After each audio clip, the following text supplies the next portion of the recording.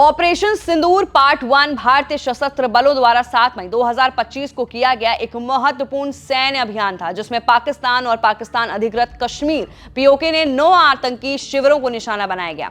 यह अभियान 22 अप्रैल 2025 को पहलगाम में हुए आतंकी हमले के जवाब में शुरू किया गया। बात इस रिपोर्ट में इसी मुद्दे पर होगी कि पार्ट 1 में जो हथियार यूज किए गए वो तो किए गए, लेकिन अब पार्ट 2 की बारी है और पार्ट 2 में कौन कौन से हथियार यूज हो सकते हैं, कौन कौन से हथियारों को भारत तैयार कर रहा है, बात इसी मुद्दे पर करेंगे इस रिपोर्ट में। इस ऑपरेशन में उन्नत प्रिसिशन हथियारों जैसे स्कैल्प यानी stardom shadow cruise missile, hammer जिसको कहते हैं, highly agile modular munition extended range, precision guided bomb और लाइटरिंग म्यूनिशंस का उपयोग किया गया है, जो मुख्य रूप से राफेल लड़ाकू विमानों यानी M777 होवित्जर तोपों और अन्य प्लेटफॉर्म से लॉन्च किए गए थे। ये हमले केंद्रित, संतुलित और गैर वृद्धिकारी थे, जिसमें पाकिस्तानी सैन्य ठिकानों को निशाना नहीं बनाया गया और नागरिक हताहतों को न्यूनतम रखा गया। इस ऑपरेशन में जैश ए मोहम्मद के 100 से अधिक आतंकवादी भी मारे गए।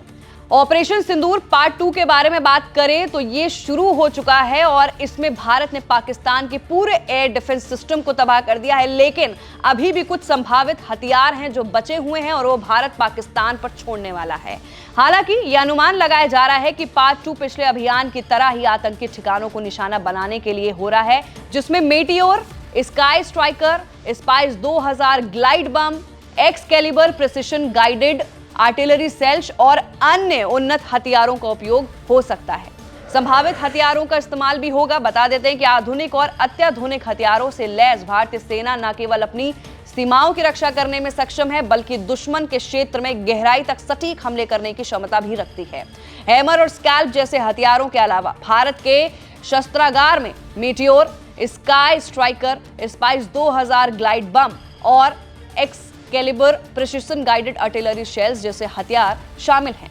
बात कर लेते हैं पहले हथियार की, जो है मेटियोर मिसाइल। मेटियोर एक beyond visual range air to air missile है, जिसे यूरोप की MBDA कंपनी ने विकसित किया है। ये भारतीय वायुसेना के राफेल लड़ाकू विमानों का प्रमुख हथियार है। दूसरा स्काई स्ट्राइकर। स्काई स्ट्राइकर एक लाइटरिंग म्यूनिशन यानी ऐसा ड्रोन है जिसे इजराइल की एल्बिट सिस्टम में विकसित किया गया है। यह हथियार दुश्मन के ठिकानों पर लंबे समय तक मंडराने और सटीक हमला करने की क्षमता रखता है। तीसरा स्पाइस 2000 ग्लाइड बम। यह एक ऐसा बम है जो इजरायली गाइडेड बम है, जिसे भारतीय वायुसेना ने 2019 के बालाकोट एयर स्ट्राइक में इस्तेमाल किया था। यह बम अपनी सटीकता और लंबी रेंज के लिए जाना जाता है।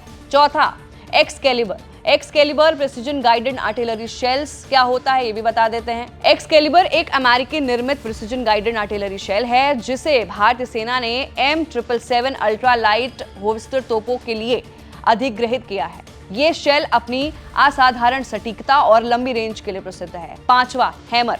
हैमर का मतलब होता है highly agile modular munition extended range. Hammer एक फ्रांसीसी निर्मित प्रिसिजन गाइडेड बम है, जिसे भारतीय वायुसेना ने राफेल विमानों के लिए अधिग्रहित किया है। ये स्टैंड ऑफ हमलों के लिए डिजाइन किया गया है। बंकरों, गुफाओं और अन्य मजबूत संरचनाओं को नष्ट करने के लिए सक्षम है। छठा स्कैल्प, जिसको कहते हैं स्टॉर्म शैडोज या स्कैल्प EG। स्कैल्प एक लंबी दूरी की क्रूज मिसाइल है जो राफेल विमानों से तैनात की जाती है। ये गहरे दुश्मन क्षेत्र में महत्वपूर्ण लक्ष्यों को नष्ट करने के लिए डिजाइन की गई है। तो फिलहाल के लिए ये वो हथियार है जो ऑपरेशन सिंदूर पार्ट 2 में यूज किए जा रहे हैं और अभी भी चांसेस हैं कि पाकिस्तान पूरी तरह से तबाह होने वाला है, क्योंकि भारत ने पाकिस्तान के एयर डिफेंस सिस्टम को पूरी तरह से खत्म कर दिया है। तो अभी तक का ये सबसे बड़ा अपडेट है। इस मुद्दे पर और भी अपडेट्स के साथ वापस लौटेंगे। मैं थी आपके साथ वंशिका सिंह और आप देख रहे हैं ABP लाइव।